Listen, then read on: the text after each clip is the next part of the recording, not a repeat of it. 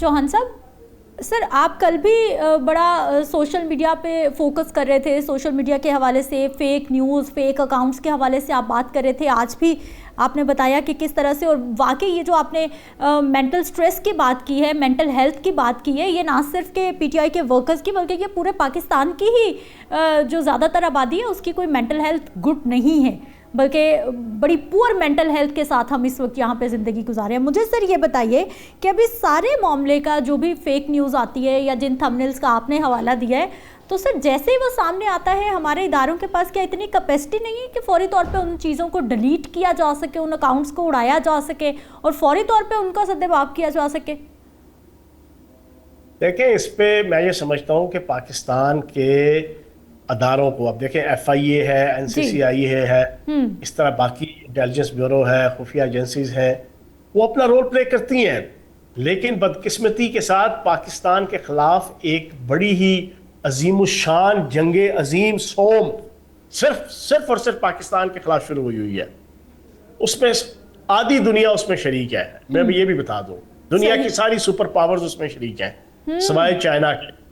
ہر ملک حصہ بقدر جسہ اس وقت پاکستان کے خلاف اپنی کڑک نکال رہا ہے. اس میں جناب یورپین کنٹریز بھی ہیں، اس میں جناب نام نہاد سپر پاورز بھی ہیں، اس میں اسرائیل اور انڈیا تو کھلم کھلا ہے.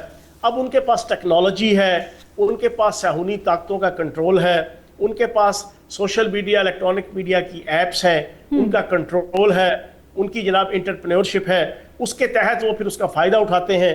اب وہ ہزاروں کی تعداد میں لانچ کرتے ہیں بنڈل کے بنڈل. اب آپ دیکھیں نا، وہ ایک لڑکی پکڑی گئی تھی پی ٹی آئی کی، وہ بڑی پردے والی، بڑی سادہ سی چلی سی.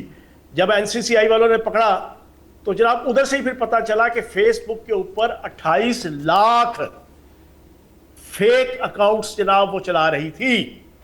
28 لاکھ بوٹس اکاؤنٹ. اور بوٹ اکاؤنٹس میں مختلف پریس کانفرنسز کر کے پچھلے 4 سالوں میں بتا چکا ہوں، اور مختلف ٹاک شوز میں، ایک بوٹ اکاؤنٹ کے ساتھ 500 سے لے کے 50,000 سے لے کے 5 لاکھ تک بھی اکاؤنٹ جو ہے اس کے ساتھ اٹیچ ہوتے ہیں. وہ بوٹ اکاؤنٹس میں جو سافٹ ویئر ہوتا ہے وہ پری ڈیفائنڈ ہوتا ہے. اس میں لکھ دیا جاتا ہے کہ تم نے فلاں ایشو کے اوپر پرو پی ٹی آئی، اگر جناب آپ کی جناب کوئی پوسٹ آئے گی، آپ نے ٹھکا ٹھک اس کے اوپر کمنٹس بھی کرنے ہیں، لائک بھی کرنا ہے، اس کو ریپوسٹ بھی کرنا ہے. اگر آپ کی اینٹی پی ٹی آئی کوئی آئے گی، آپ نے اس کو بالکل کسی قسم کا رسپانس نہیں دینا، اور اس کے لیے پھر کمنٹس پہلے سے تیار ہیں، گالی گلوچ، ننگی گندی گالیاں جناب وہ لکھ دی جاتی ہیں سینکڑوں کی تعداد میں کمنٹس اور ہزاروں کی تعداد میں. وہ آٹومیٹک اگلے 24 گھنٹوں میں اس جناب پوسٹ کے اوپر کہ جو پرو پاکستان ہوگی، اینٹی پی ٹی آئی ہوگی، اس کے اوپر آ جائے گا. اچھا، اسی طرح فوج کے حوالے سے کوئی کسی قسم کا پاک فوج کے حق میں آئے گی تو وہ بوٹ اکاؤنٹس جناب اس کے نیگیٹیولی اس کے اوپر جناب 24 گھنٹے کے اندر اپنا رسپانس دیں گے.